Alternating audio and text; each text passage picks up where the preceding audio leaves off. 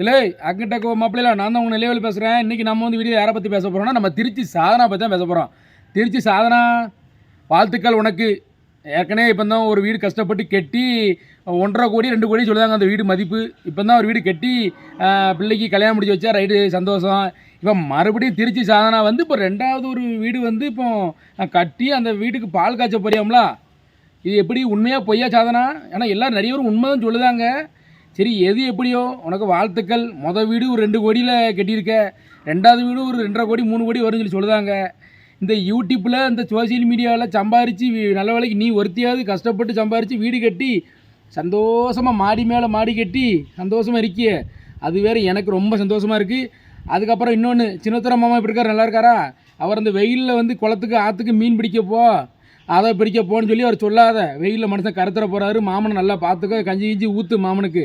அதுக்கப்புறம் அவளுக்கு கல்யாணத்துக்கு தான் என்ன கூப்பிடலாம். வீடு மொதல் வீடு பால் காய்ச்சி என்ன கூப்பிடலை. இந்த 2வது வீடு இப்போ வந்து பால் காய்க்க போகிறல, அந்த வீடு பால் காய்ச்சிக்கு என்னை கூப்பிடு, சரியா?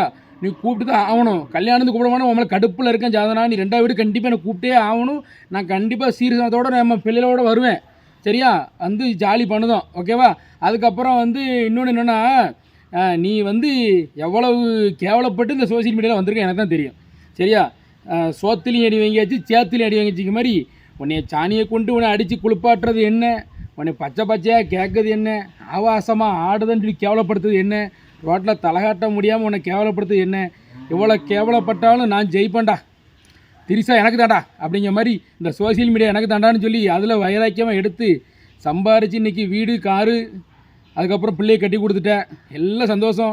நீ மேல் மேலும் உனக்கு செல்வாக்கு தான், நீ கவலைப்படாத சாதனா, சரியா? அதே மாதிரி கரெக்டாக பணத்தை வேஸ்ட்டு பண்ணாமல் வீடு கட்டியிருக்க. வீடு எவ்வளோ முக்கியம்னு எல்லாருக்கும் தெரியும். பிள்ளையை கட்டி கொடுத்துரு. அதுக்கப்புறம் இருந்தாலும் எனக்கு ஒரு வருத்தம் என்னென்னா, 2வது வீடு பால் காய்க்க போகிற, இனியும் கூப்பிட்டா தான் அவன் கூட பேசுவேன் சாதனா, இல்லைன்னா பேச மாட்டேன்னு சொல்லிட்டேன். சின்னத்திர மாமனி பேச மாட்டேன்னு சொல்லி வச்சுருவோம் புருஷங்கிட்ட மாமன்ட்ட, சரியா? அதனால் மேலும் மேலும் செல்வாக்கு பெற வாழ்த்துக்கள். சரி, ரைட் நண்பர்களே, உங்களுக்கு இந்த வீடியோ பிடிக்கும் நினைக்கிறேன். பிடிச்சிங்கன்னா லைக் பண்ணுங்கள், கமெண்ட் பண்ணுங்கள், ஷேர் பண்ணுங்கள். மறக்காமல் நம்ம Nilaivelu social media YouTube channel subscribe பண்ணி இந்த பெல்லை அமைக்கிருங்க. நன்றி, வணக்கம் நண்பர்களே.